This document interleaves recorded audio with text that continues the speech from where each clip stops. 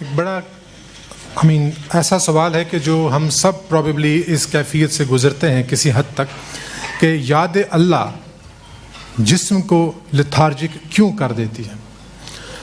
بعض اوقات یہ آبزرویشن ہوتی ہے، بعض لوگوں کا یہ ایکسپیرینس ہوتا ہے کہ اس کے بعد ہم شاید کم فعال ہو جاتے ہیں. یہ کہاں تک صحیح ہے اور کیا یہ تسبیح کی وجہ سے ہے؟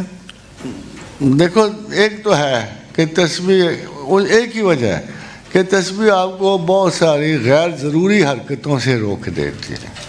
اگر آپ اس کو سستی کہتے ہو تو میں مان لیتا ہوں، مگر ویسے جن لوگوں نے عمر میں کام کرنے والوں نے تسبیح لیا وہ مجھے کہتے ہیں کہ کچھ فیلڈز میں ہم ہائپر ایکٹیو ہو جاتے ہیں.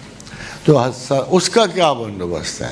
اصل میں بات یہ ہے کہ سلولی اینڈ گریجولی تسبیح جو ہے آپ کے نروس سسٹم کو بہت مضبوط کرنا شروع کر دے گی.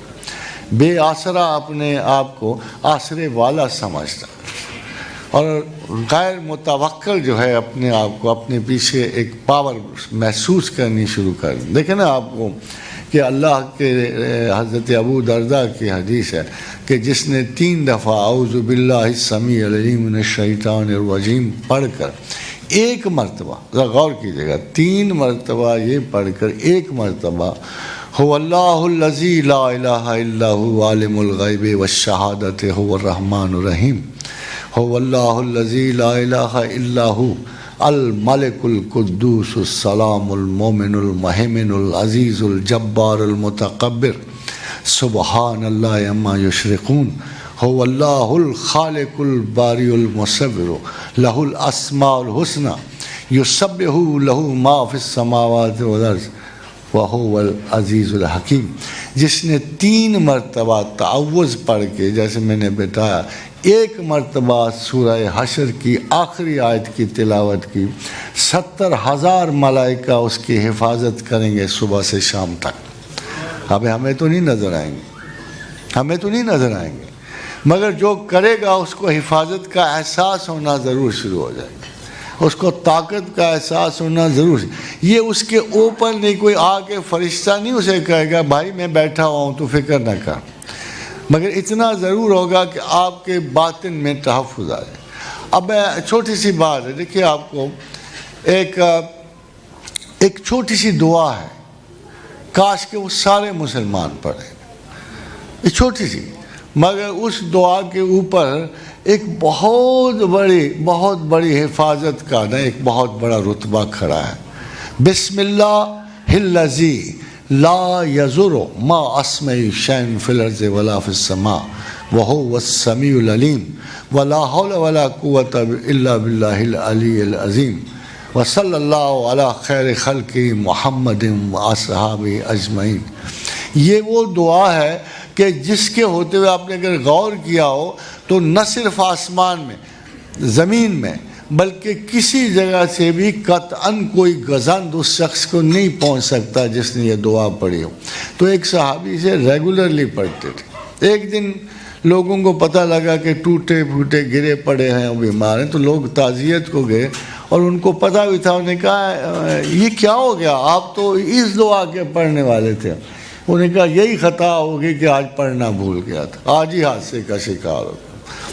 خاتون حضرات، ایسی خوبصورت باتیں، یہ نہیں کہ ہمیں موت نہیں آئے گی، یہ نہیں ہے، موت آئے گی، مگر موت تک انشاءاللہ تعالی العزیز بغیر حادثے کے گزرو گے، بغیر حادثے.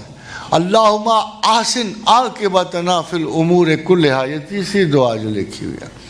وَأَجِرْنَا مِنْ خِزْيِ الدُّنْيَا وَعَذَابِ الْآخِرَةِ. یہ وہ دعا ہے کہ جس کا فائدہ حدیث میں یہ آیا ہے کہ رسول اللہ صلی اللہ علیہ وسلم کا ارشاد گرامی ہے کہ جس نے اس کو پڑھا اس کو موت کے سوا کوئی حادثہ نہیں پیش آیا. ایگزٹ تو لگے ہیں، انٹری کے ساتھ ہی لگ جاتے ہیں، ایسے ہی جیسے ہم ٹکٹ لیتے ہیں آنے جانے کا، تو وہ تو کوئی پرابلم نہیں ہے، جب جانا ہے تب جانا ہے. مگر اس سے پہلے خام خواہ کیوں ہم فضول بندشوں کا شکار رہیں. اور میں یہ بھی اللہ کی آیت آپ تک پہنچانا چاہتا ہوں.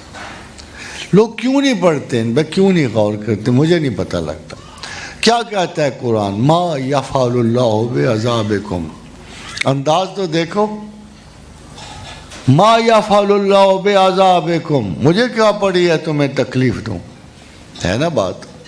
خدا تو خود کہہ رہا ہے، تم اللہ سے کہتے ہو یا اللہ تم نے مصیبت میں ڈالی، وہ کہتے یار مجھے کیا پڑی ہے، ما یفعل اللہ بعذابکم، ہمیں کیا پڑی ہے تمہیں تکلیف دیں، تمہیں عذاب دیں، ان شکرتم وآمنتم، اگر تم ایمان والے ہو اور ہمیں یاد کر لیتے ہو تو ہمیں کیا پڑی ہے تمہیں تکلیف دیں، وَقَانَ اللَّهَ شَاكِرًا عَلِيمًا، ہم تو شکر قبول کرنے والے ہیں، ہم تو ایمان کو تمہارے ایمان کو تسلیم کرنے والے ہیں، ہمیں کیا پڑی ہے تمہیں۔